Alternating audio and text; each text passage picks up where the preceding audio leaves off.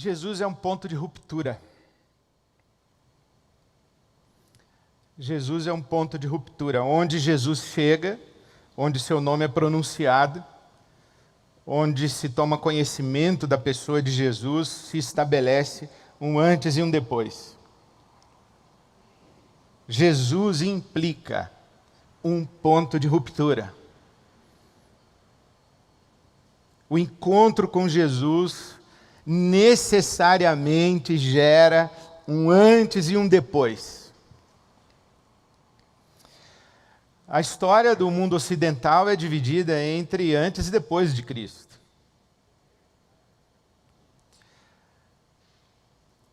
A sua vida tem um antes e depois de Cristo.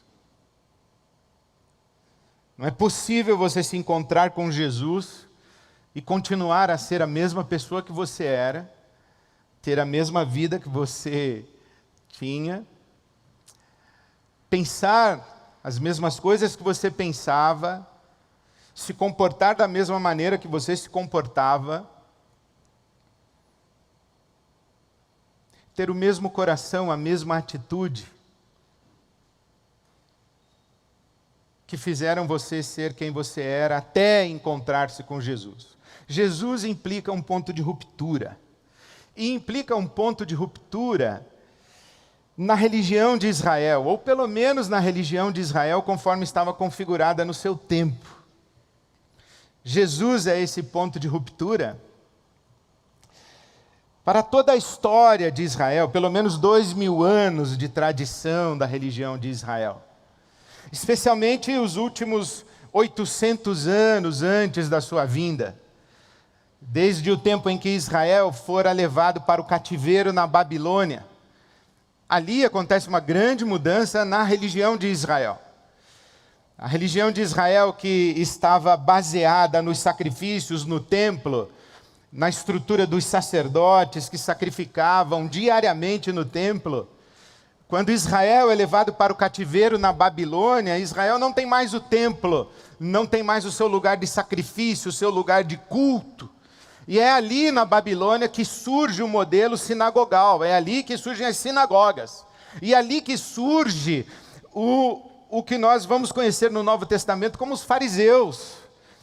Ali surgem os mestres da lei, a tradição rabínica em Israel começa ali nas sinagogas, no cativeiro da Babilônia. Por quê? Porque aquela religião que até então era uma religião baseada no templo, no sacrifício, no culto, no sacerdote, agora na Babilônia é uma religião baseada no estudo da Torá. Israel se encontra num texto sagrado. Israel se encontra na Torá. Israel se encontra na lei de Moisés. A lei de Moisés se torna o lugar de encontro e de preservação identitária de Israel como nação, como povo eleito de Deus. E os mestres de Israel, dedicados ao estudo da lei, eles vão buscar o máximo de fidelidade possível, não apenas na interpretação da lei, mas na aplicação da lei. Porque os mestres fariseus entendiam o seguinte: se nós viemos para o exílio, porque desobedecemos os estatutos, os mandamentos de Deus, nós nos perdemos da Torá, então nós não podemos mais correr o risco de transgredir a lei sob pena de permanecermos sob o juízo de Deus. Então é nessa tradição rabínica, sinagogal, que surgem os fariseus, os mestres da lei, os doutores da lei, que se cria um conceito muito interessante que eles falam sobre colocar cercas ao redor da lei, para preservar a correta e adequada e justa interpretação da lei. É claro que na tradição de Israel não existia apenas uma interpretação da lei que era considerada legítima. Os mestres de Israel, eles debatiam o tempo inteiro, eles discutiam, eles aprofundavam, eles iam às minúcias, aos detalhes. E inclusive os rabinos recomendavam aos discípulos que eles trocassem de rabino. que eles saíssem de uma escola rabínica para outra, para que tivessem contato com diferentes perspectivas, diferentes proposições. A coleção de interpretações da lei, as interpretações rabínicas da lei, o Talmud, por exemplo, é um livro muito diverso, muito amplo, com interpretações às vezes até conflitantes e contraditórias, porque a religião de Israel, a partir do modelo da sinagoga, se torna a interpretação da lei, e se torna a busca do discernimento da vontade de Deus e de como colocar a lei em prática, porque Torá significa inclusive caminho, como andar no caminho de Deus, é isso que Israel queria. Então, quando Jesus chega ali na Palestina, ele encontra uma religião estruturada na lógica rabínica, na lógica farisaica, na lógica dos mestres da lei.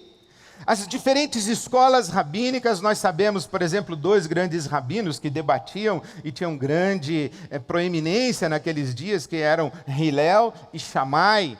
E nós vamos ver no livro de Atos um outro rabino chamado Gamaliel, que é muito considerado. Então, Jesus encontra um mundo onde os rabinos estão interpretando a lei, e ele chega, mas não é acolhido como um rabino oficial, mas ele age, ele se posta, ele se porta, ele se comporta, ele se apresenta, isto é, ele ocupa o espaço público da perspectiva de um rabino. Ele se levanta e começa a falar com as pessoas e ele diz: vocês ouviram o que foi dito, eu porém digo a vocês. Vocês ouviram interpretações da lei, mas agora eu vou lhes dar uma outra interpretação, uma nova interpretação, a minha interpretação. Então Jesus se apresenta como um rabino e ele começa a chamar discípulos. Aqui já há uma grande diferença. Os rabinos, eles não chamavam e não convidavam alunos. Os alunos é que procuravam os rabinos. Os alunos, os discípulos, os talmidim, eles é que buscavam as escolas rabínicas. Jesus quebra esse protocolo. Primeiro que ele não espera a autorização de nenhum rabino e de nenhuma autoridade rabínica, e ele não espera a autorização dos mestres de Israel, dizendo a ele: você tem autoridade para ensinar, porque nós, os mestres de Israel, lhes damos a você essa autoridade. Ele não espera isso, ele já começa a falar e agir como se fosse uma autoridade em Israel. E também ele quebra o protocolo porque ele chama os seus discípulos. E aqui eu chego com você no Evangelho de Marcos, que eu quero ler com você os 3 primeiros capítulos de Marcos hoje, para você discernir a pessoa de Jesus, a obra de Jesus, a religião de Jesus. Nós acabamos de cantar que Jesus restaura a essência da religião. É sobre isso que eu quero falar com você. Eu quero falar sobre a religião de Jesus e a maneira como, a partir do encontro com Jesus, se estabelece um antes e um depois, que Jesus é um ponto de ruptura. E aqui, quando ele chega e ele começa a se manifestar, e ele começa a agir, ele começa a ensinar, ele fala do alto da autoridade de um rabi, de um mestre em Israel. Primeira coisa que ele faz, ele chama os discípulos. Eu estou em Marcos, capítulo 1, os versículos 14 e 15, ele anuncia a chegada do reino de Deus. O reino de Deus está próximo, e próximo não é cronologicamente próximo, é daqui a um ano, daqui a 6 meses, daqui a uma semana. Próximo no sentido de localização ou de acesso. O reino de Deus está próximo, é como se Jesus dissesse: se você estender a sua mão, você toca no reino de Deus. Se você der um passo, você entra no reino de Deus. Se você fizer um gesto, você participa do reino de Deus. E o gesto que Jesus convida os seus circunstantes a fazer, e também convida a mim e a você, não é outro senão: arrependam-se e creiam. O reino de Deus está aí. Versículo 14 do capítulo 1.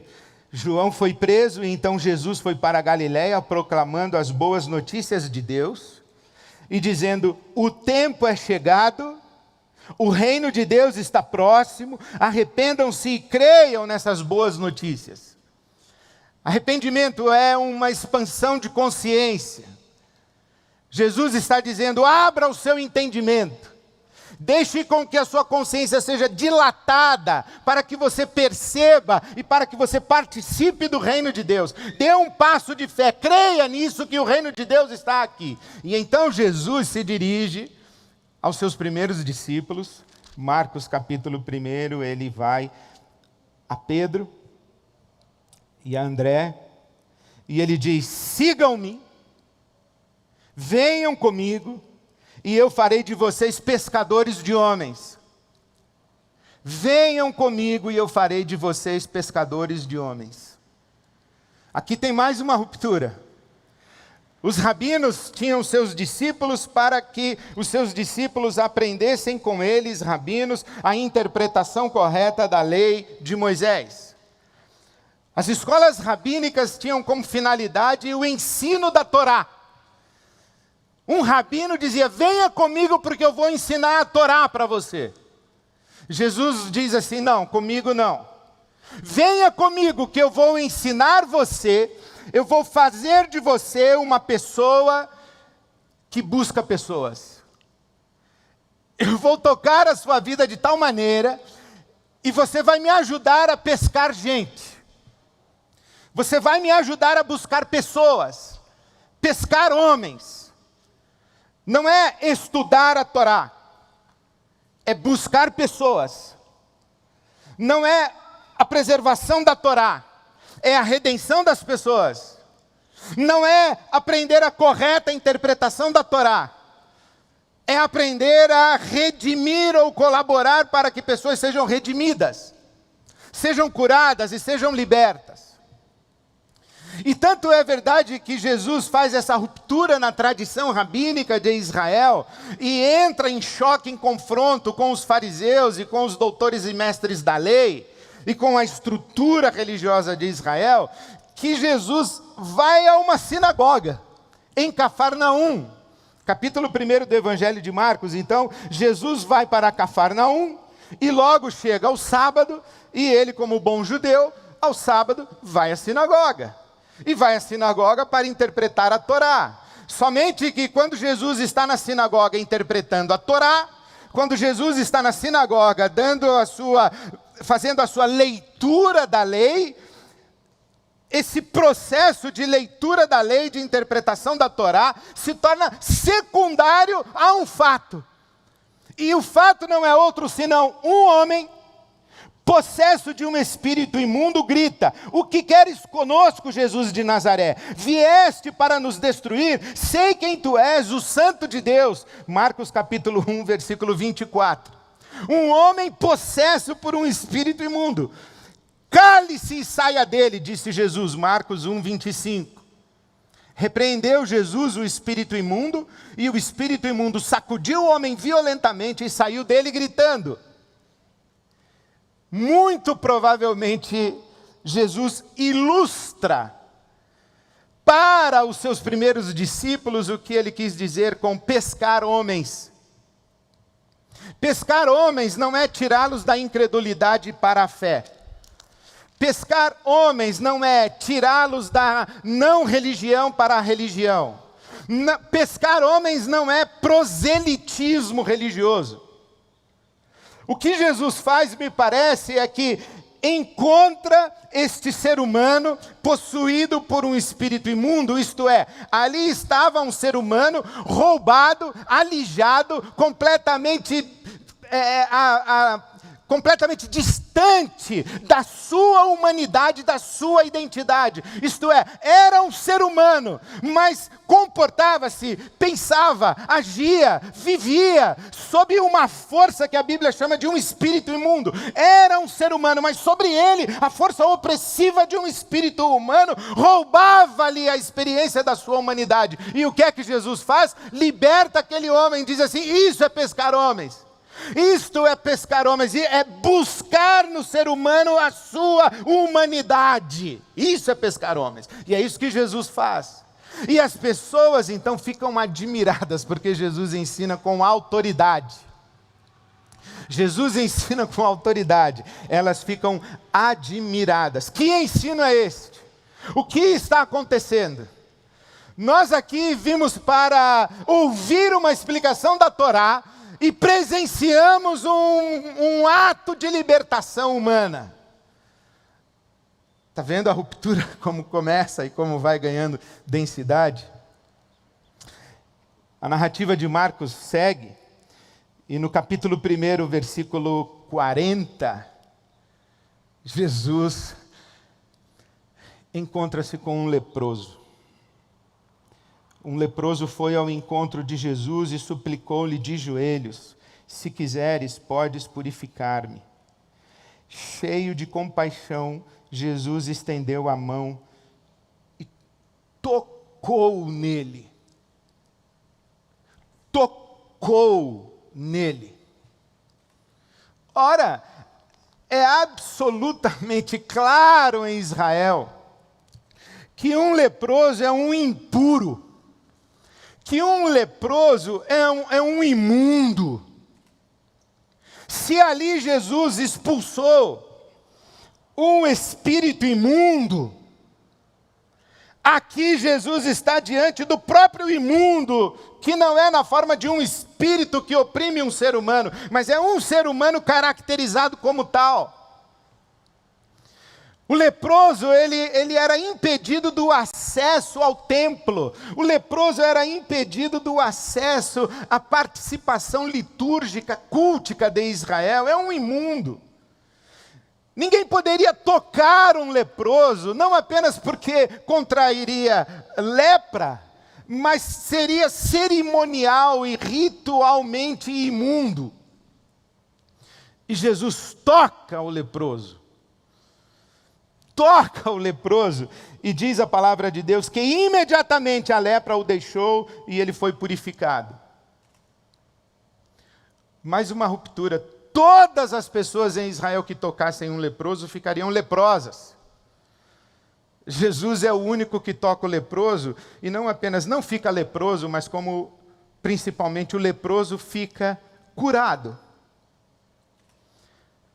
A pureza de Jesus não é conspurcada, maculada, diminuída, afetada, alterada pelo toque no leproso. É o leproso quem é transformado pela santidade de Jesus. Então, mais uma ruptura. Ele usa a autoridade não para oprimir, nem para julgar, nem para condenar, mas para libertar. E ele, Jesus, usa a sua pureza não para segregar, mas para curar, para abraçar e para acolher. Se você vira uma página, você chega no capítulo 2 do Evangelho de Marcos. E no capítulo 2 se diz que Jesus está ensinando lá em Cafarnaum, e ele estava numa casa, e muita gente se reuniu ali. E então no versículo 3 de Marcos 2 se diz que vieram alguns homens trazendo-lhe um paralítico, carregado por 4 amigos, e não podendo levá-lo a Jesus, desceram-no pelo telhado da casa. Então agora ele tem um paralítico. Ele tinha um homem possesso por um espírito imundo, ele tinha um leproso, agora ele tem um paralítico. Ele tem um paralítico. E quando Jesus se dirige ao paralítico, ele não cura o paralítico. Ele diz: perdoados estão os seus pecados. Jesus perdoa pecados. E os circunstantes começam a arrazoar entre si. E Jesus, diz a palavra de Deus, que Jesus percebe o que eles estão raciocinando em seu íntimo, versículo 6 de Marcos 2. Estavam sentados ali alguns doutores da lei, mestres da lei, raciocinando em seu íntimo: por que esse homem fala assim? Está blasfemando. Quem pode perdoar pecados a não ser somente Deus? Nessa hora Jesus deveria ter se levantado, se não o fez, e disse: muito prazer, Deus. Somente Deus pode perdoar pecados. E Jesus diz: tá, eu faço isso. Então Jesus diz para eles: ora, vocês acham que é mais fácil perdoar pecados do que curar paralíticos? Vocês estão muito enganados. Mas se vocês acham isso, tudo bem, eu curo o paralítico. E Jesus então cura o paralítico. E o paralítico sai andando e enche a casa de todos os circunstantes de admiração.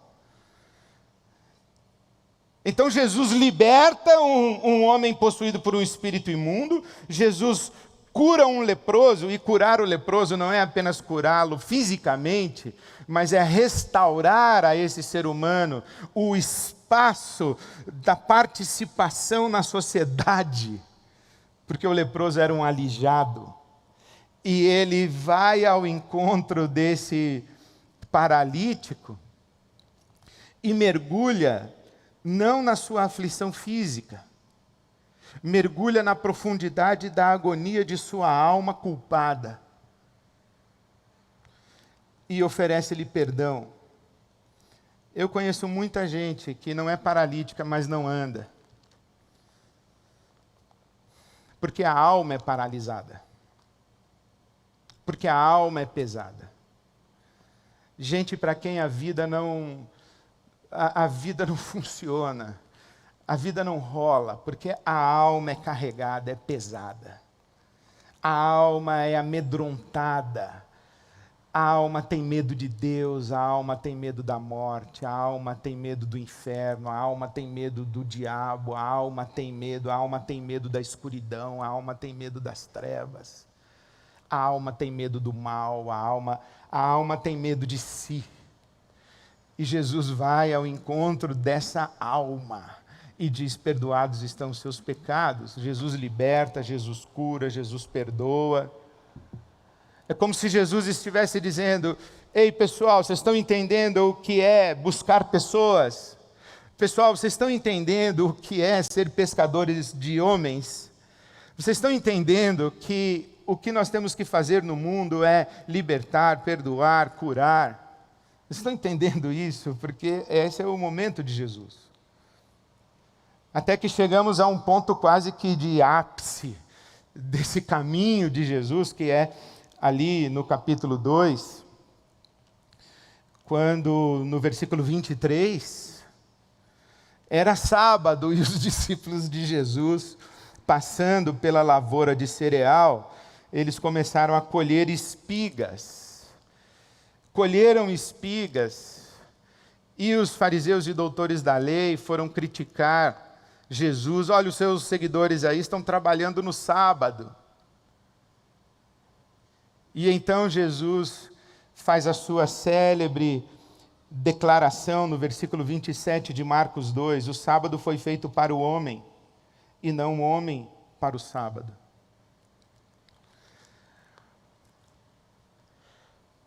O sábado foi feito por causa do homem, e não o homem por causa do sábado.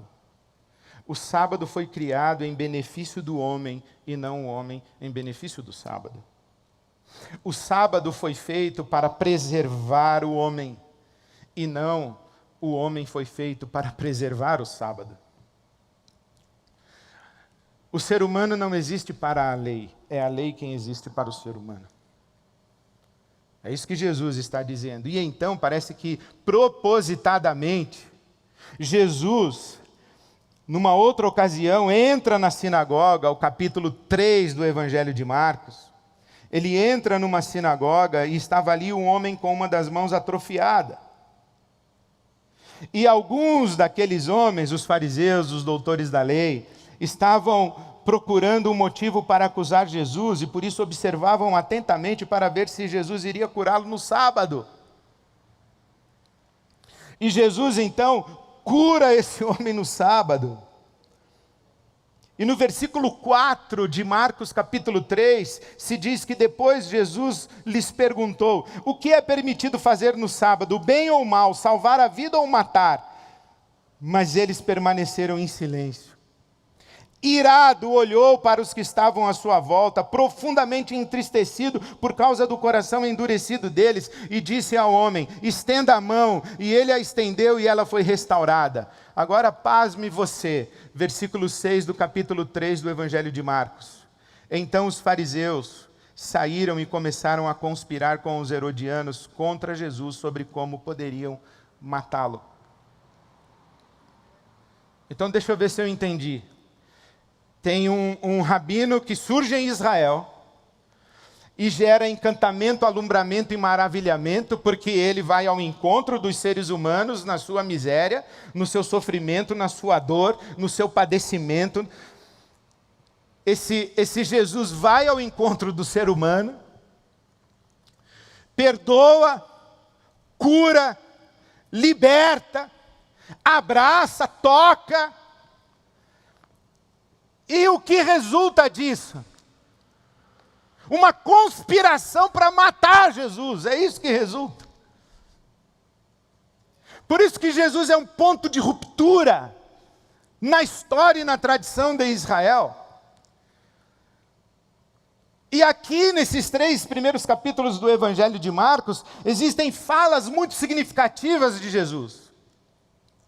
Porque estes mestres da lei, os doutores da lei, os fariseus, estes homens ocupados com a preservação da Torá e da lei e da religião de Israel, eles estão em volta de Jesus o tempo todo e começam a criticar Jesus.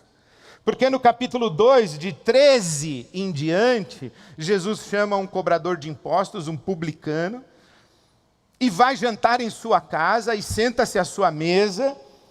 E então os fariseus disseram, ele come com pecadores. E Jesus faz a sua célebre declaração: não são os que têm saúde que precisam de médico, mas sim os doentes. Eu não vim para chamar os justos, mas eu vim para os pecadores. E é nesse contexto, e nessa celeuma, e nessa discussão, em que os fariseus e mestres da lei estão dizendo: você come com pecadores? Você transgride a lei curando no sábado? Os seus discípulos não jejuam? Os seus discípulos trabalham no sábado? Você toca nos leprosos? Você está completamente fora da tradição de Israel? Você está completamente fora da lei? Você está sem lei? Você está completamente fora da lei? E Jesus diz assim: vocês não entenderam, o reino de Deus chegou, e se vocês não dilatarem a consciência de vocês, vocês não vão participar do reino de Deus. E então Jesus faz a sua célebre declaração, no capítulo 2, os versículos 25, no capítulo 2, os versículos 21 e 22. Ninguém coloca remendo novo em pano velho. E ninguém coloca vinho novo em odre velho. A gente coloca remendo novo em pano novo. E vinho novo em odre novo. Porque se você coloca remendo novo em pano velho, o pano velho já encolheu quando lavado. O pano novo ainda não. E quando você lavar o pano velho remendado com pano novo, o pano novo vai encolher e vai rasgar o velho. Quando você coloca vinho novo em odre velho, o odre velho já dilatou com o tempo e já chegou à sua forma ou a sua extensão final. O vinho novo ainda não, ainda está em fermentação, então ele vai fermentar dentro do odre velho e vai arrebentar o odre velho. Por isso Jesus diz: coloca vinho novo em odre novo. O odre é uma bolsa, como se fosse uma bolsa de couro. Você coloca o vinho novo em odre novo. Não dá para colocar vinho novo em odre velho, pano novo em pano velho. Esse pano velho e esse pano novo representam a mentalidade, o entendimento. Ou, se eu for um pouco mais adequado à tradição bíblica, não é mentalidade, é mentalidade. Ou, ainda mais profundamente bíblico, mentalidade. Das entranhas, aquilo que move as suas entranhas. Como diz no Provérbios, de tudo que se deve guardar, guarde as suas entranhas. Porque é daqui que sai a fonte da vida.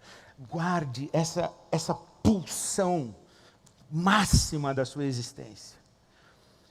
Jesus está dizendo, olha, se as suas entranhas não forem ressignificadas, remexidas, restauradas, libertas, tocadas pelo advento do reino de Deus, você vai ficar no velho e não vai chegar no novo.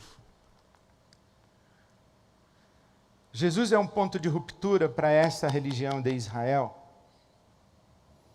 Essa religião de Israel que usa a lei contra o ser humano, porque Jesus usa a lei a favor do ser humano.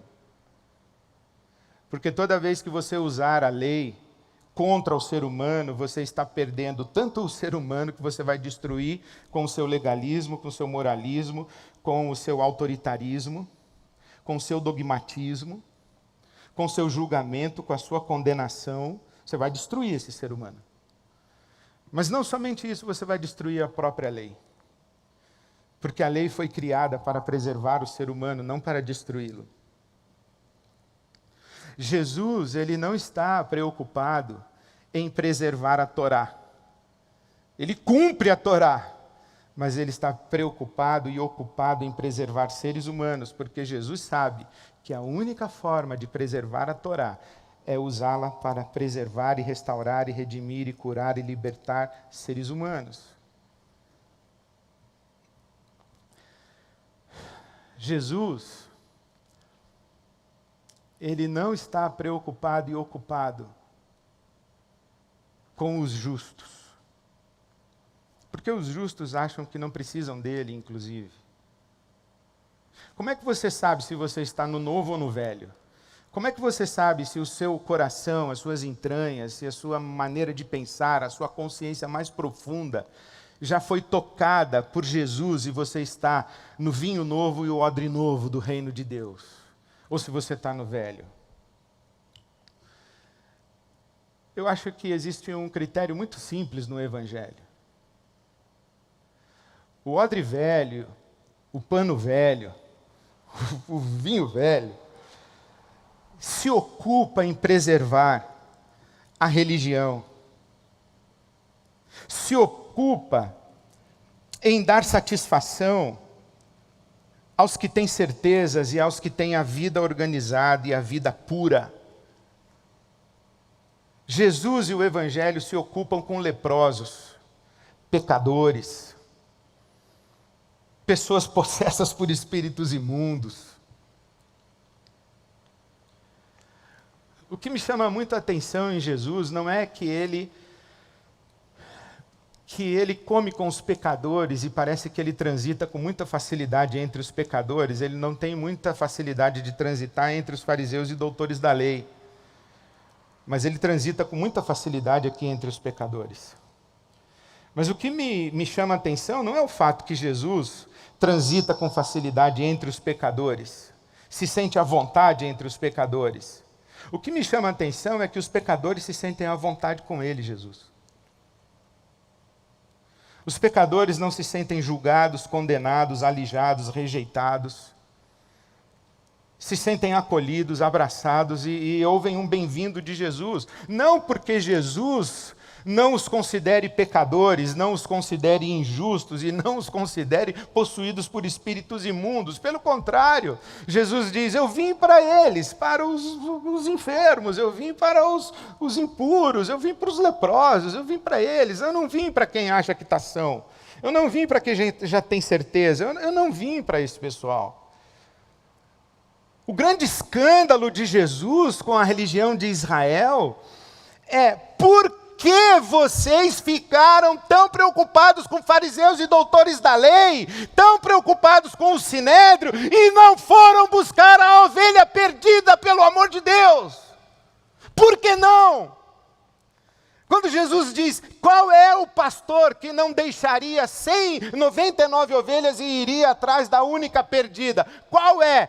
É claro, a resposta seria, nenhum pastor seria louco de deixar abandonadas 99 para correr atrás de uma. E Jesus diz, errado, vocês não foram buscar a perdida, não foram. Esse é o escândalo de Jesus com a religião de Israel.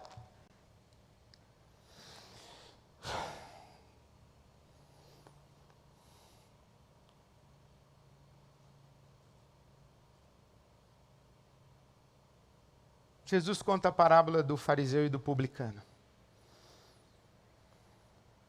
E na parábola do fariseu e do publicano, tem um homem que se considera justo aos seus próprios olhos. E ele diz: graças te dou, porque eu não sou como os demais. E Jesus diz que esse tal, que está sustentado nas suas certezas e nas suas virtudes, ele ora de si para si mesmo. E aí tem um outro homem, que ele diz, sem coragem de olhar aos céus, ele diz: tem misericórdia de mim que sou pecador. E Jesus diz: foi este homem que foi justificado. Foi este homem que realmente falou com Deus e que ouviu a voz de Deus e que foi embora da sua oração cheio da bênção de Deus. Esse aqui foi embora da sua pseudo-oração vazio da bênção de Deus. Aí sabe o que você deve estar pensando? Pastor, mas este homem que falou assim, tem misericórdia de mim que eu sou pecador, foi quando ele se converteu domingo. Aí ele abandonou a vida de pecado, e aí no outro domingo ele orou como um fariseu. A gente pensa isso, é que uma pessoa quando encontra com Jesus, ela adquire certezas, ela adquire respostas, ela adquire virtudes, ela abandona seu pecado, de tal maneira que um pouquinho tempo depois que ela se converteu, depois que ela foi discipulada, ela foi para a igreja, ela foi para a célula, ela foi para a escola dominical, ela passa a orar como fariseu. E aí a pergunta é, se a oração do fariseu não foi atendida 3 meses antes, por que seria atendida agora? Não é a igreja, a comunidade do Cristo, a comunidade de Jesus, não é a comunidade das pessoas que passaram pela ruptura do antes e depois de Jesus, e antes de Jesus eram possuídas por espíritos, elas eram pecadoras, elas eram leprosas, e agora que encontraram Jesus, elas não são mais, não tem mais prisões, não tem mais escravidões, elas não têm mais pecados, elas não têm mais dúvidas, agora elas têm a certeza, elas têm a virtude. A igreja não é a comunidade disso aqui. A igreja é a comunidade desses aqui que estão aos pés de Jesus. A igreja é a comunidade onde nós estamos diante de Jesus e o ouvimos dizer a nós todos os dias, todas as manhãs, quando a sua misericórdia se renova sobre nós: ser curado, ser perdoado, ser liberto, ser transformado, ser gente. É isso que Jesus está dizendo. O fariseu, quando ouve Jesus dizendo: ser perdoado, já fui. Ser curado, já estou. Ser liberto, já fui liberto. Ser gente, já sou. Os seguidores de Jesus, quando ouvem Jesus dizendo ser curado, eles dizem: graças te dou, porque estou sendo curado. Quando Jesus diz ser liberto, graças te dou, porque estou sendo liberto. Ser perdoado, graças te dou, porque estou experimentando e me apropriando do teu perdão. Quando Jesus diz, ser gente, os seguidores de Jesus dizem: faz de mim, gente, à tua altura e à grandeza da tua beleza.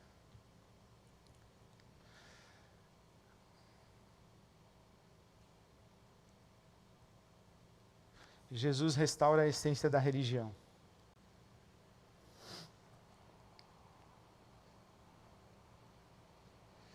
Porque a essência da religião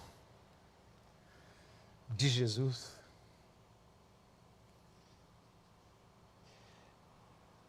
é ir ao encontro daqueles que sabem de si, da sua falta, da sua carência, do seu pecado, das suas prisões, dos seus grilhões, mas encontram no Cristo a fonte de água viva.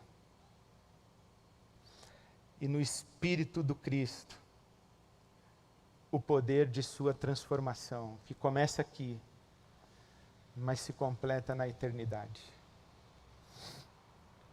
A essência da religião de Jesus é o derramar da graça de Deus, a graça resiliente de Deus, que começa a nos transformar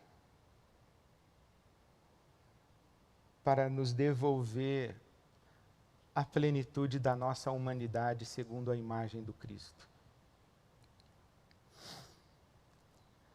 A essência da religião de Jesus não é certeza e virtude. A essência da religião de Jesus é caminho.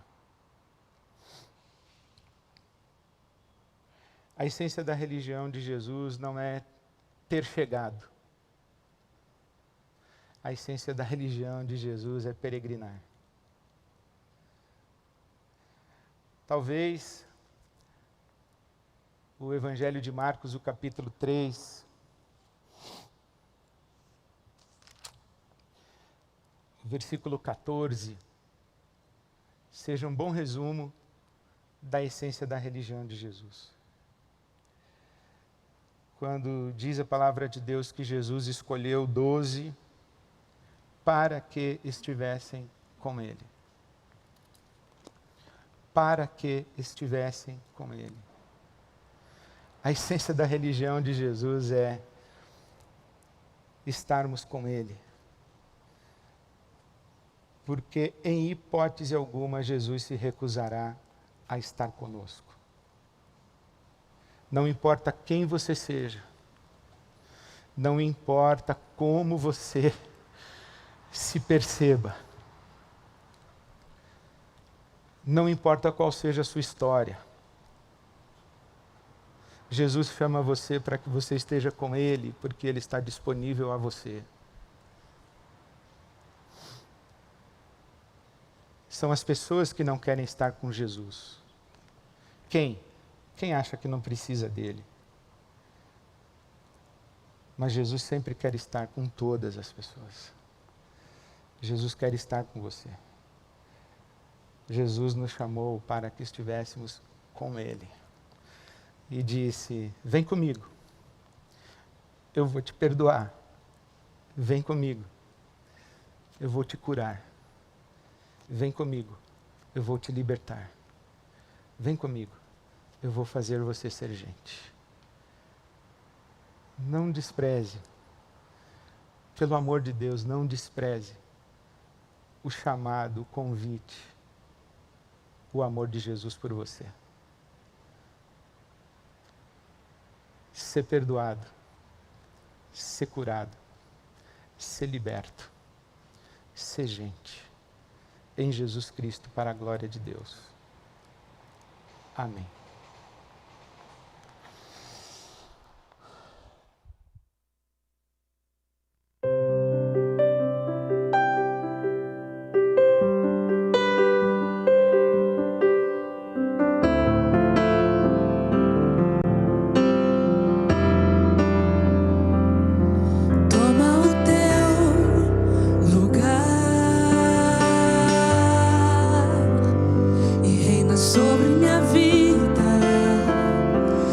Sobre minha vida,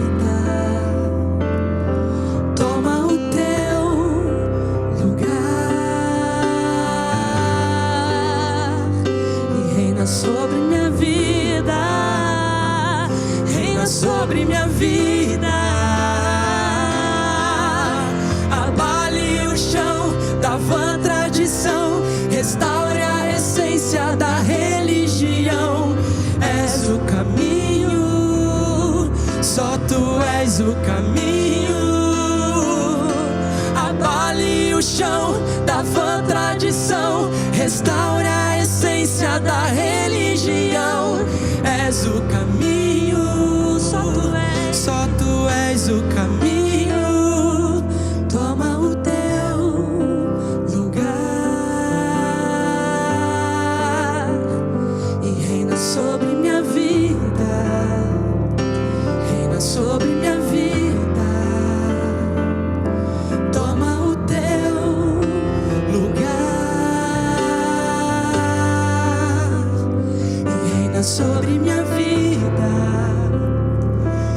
sobre minha vida.